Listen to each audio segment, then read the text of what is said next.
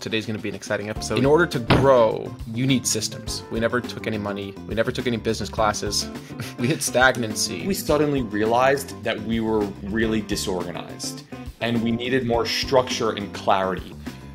Welcome to another episode of the How to Hide a Dead Body podcast with myself, Isaacrudansky, founder and CEO of Adventure Media, Patrick Gilbert, Adventure Media's executive director, and Danielle Immerman, our queen of content.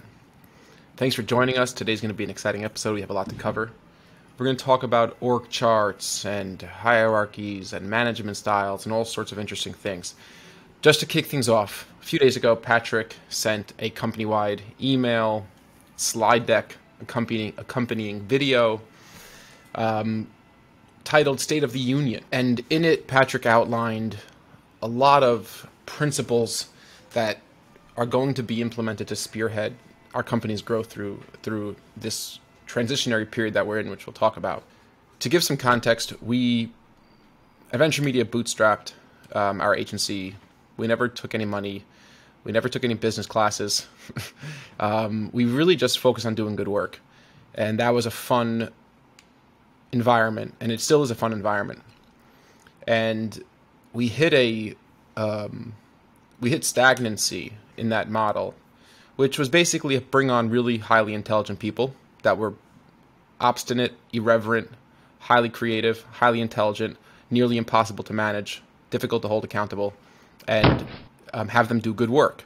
And that's really fundamentally our model. And in order to grow, you need systems. And it's not an easy thing to figure out how to put these types of people into systems, which are people who fundamentally find systems anathema to their nature. And I'm just speaking for myself also. Like, I'm not a systems guy.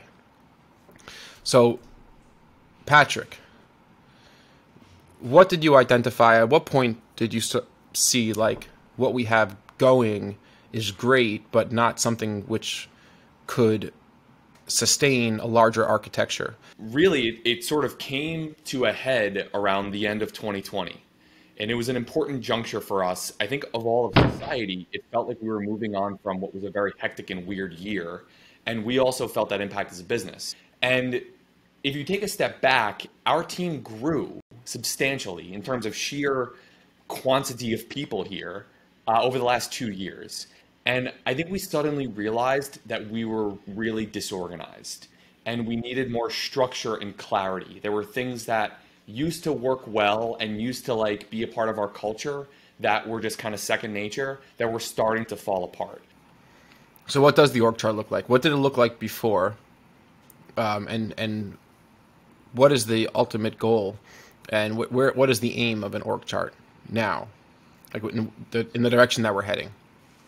So historically, I think there's been, like, you're at the top, and then there's basically been this loose, like, business development side or sales side of the business. And then there's been client services, which basically does the work for our clients. And I was in a position where I managed that team. So there was a little bit of structure, but basically everyone that we brought on, even people that had different roles. So like we've had CRO specialists come, that have joined our team over the years. They just technically fell under the role of a client services type of person. And it was always very confusing, but we just sort of dealt with it. Then all of a sudden we bring on someone like Danielle, who's going to be doing content, who's not really responsible for managing client work. She's doing something else. And we have a bunch of other team members now that aren't really that traditional account manager role. So we tried to piece these things together, and I think it started with saying, okay, well, who are the people that we want to have the most influence across the entire organization? Jim Collins, right? Jim Collins wrote Good to Great, I don't know, 100 years ago at this point. And I reference it all the time, but one of the key principles of Good to Great is that you need to first get the right people on the bus, and then you figure out where the bus is going. In terms of assigning responsibility so that you know who owns what, I think is really what it comes down to. And you're responsible for this. And I think there's a difference between ownership and execution. And that, I think, is something that we've struggled with in the past, is really understanding the difference between those two terms.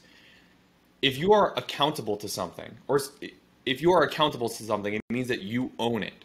So I might, let's say Danielle owns this podcast. She's the owner of the podcast project. Ultimately, she's accountable for making sure that this project is successful. But she's not the only one executing all the different things that have to do with getting a podcast off the ground. There's prep, there's you and I, there's research, there's other people that help us edit and publish the podcast. So once you start to figure out that of, okay, what is the difference between ownership and execution, then some of the other things fall in line with accountability. So to kind of explain to jump forward and to explain the clarity piece and to explain, I think, what is the org chart that we're looking at right now. It's a moving target. And I think what was important about this whole process is whether it was defining our organizational structure or the future organizational structure or defining, the role of how we're going to build individual account teams, or if it's this State of the Union address that was talking about expectations and culture. We basically have, I think, 4 different divisions of the company, right? So we have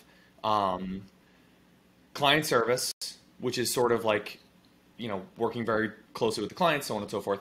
We have the strategy team that is supporting the client service team to do good work for the clients. We have our emerging analytics team, which is sort of like a think tank within our company that's helping solve a lot of really complicated problems for deep-rooted analysis. That is sort of like a pet project of all of ours. And then the last piece is a mold of business or traditional business development, and then some of the marketing work that we've done. So we're referring to that as our marketing department. This is one of the things we've been trying to figure out is what does Adventure Media's marketing department look like? So Danielle has taken the responsibility of helping kind of generate a lot of those conversations and a lot of the ideas. So Danielle, I want to put the onus on you. Can you just sort of describe a little bit about what that has been like and how you've tackled this challenge and what you see should be the direction that we move in? Yeah, it's interesting because I feel like the past 9 months have gone by so quickly, and it's difficult when you're in the thick of it to really see the big picture more often than not. So I think what was happening over the past 6 months really is that I was getting so ingrained in just doing my daily tasks that I lost sight of the big picture. And I think not enough conversations were happening of okay, what is my purpose here at this company? And what is the ultimate goal of whatever marketing department that we develop? And when I was first hired, that really was the conversation. You're going to take ownership over this thing called content and you're going to develop it. But I think throughout the course of time, my daily tasks became social media, podcasts, getting case studies up, writing a newsletter. That my mindset was not, okay, where are we going and how are we going to get there? So I think over the past few weeks, what I've made an effort to do with you both is really get a better understanding of the big picture. Where are we going and how are we going to get there in terms of content and marketing? Because really they're one and the same. Content is just a vehicle in which, marketing can be accomplished on a wider level. So I think it's been great timing too, as we, have been talking about as a company, how are we going to develop and get to the next stage in our growth? So I think the conversations surrounding, where does content fit into the inbound marketing piece of the puzzle, and how are we going to leverage all of our different content platforms and channels to accomplish our ultimate goal of generating inbound leads and raising awareness for who we are as a brand, and building credibility in the general digital advertising space. So I think those initial conversations have been really helpful. I've been putting together a plan, mainly for my own purposes, because I think it's really helpful to have something in writing to help guide, okay, this is where my mind was at in June. In August, I wanted to turn to that and say, okay, have we actually accomplished everything that I laid out here? Where are we? What are, various points of accountability that I can hold myself to, and where can I, in the grand scheme of the company, fit in terms of, okay, like, am I doing work? Is the work good? Is it accomplishing the goals that we have laid out? So there's a lot there to unpack, but I think, the timing of organizational development and my own piece in the marketing content realm, it's gone hand in hand.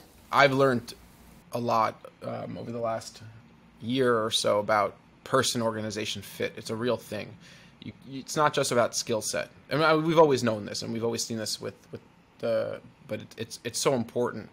People who really fit the ethos of the company, the personality, the culture of the company, it's night and day as far as being able to fill a role and to do a job well. And everything that Ari's been talking about it's imperative that Adventure Media incorporates it. And I really feel that Ari's not a right man for the job, but the man for the job. So it's extremely exciting. It's a huge boost of energy and optimism, because the beginning of this year we tried replacing Ari and we went through different models, and nothing really seemed to work, and it was just like a feeling of burnout. It's like, okay, I guess we're gonna just have to do this and band-aid everything together and do the best we can. And it couldn't have come at a better time, with Patrick spearheading the operational effort to create an architecture that could allow it to scale, and then Ari coming in to pick up the slack with actually filling that organizational structure with paying clients, which is quite important. So it's a piece that we seem to have forgot about, and not really no one likes to talk about, but it's a pretty important piece of the puzzle. So it's exciting, and I'm as optimistic as I have ever been. Patrick, cool. What's the best place to hide a dead body? The second page of Google. We'll just keep it at that for now. Thanks everybody for listening, and we'll see you all on the next episode.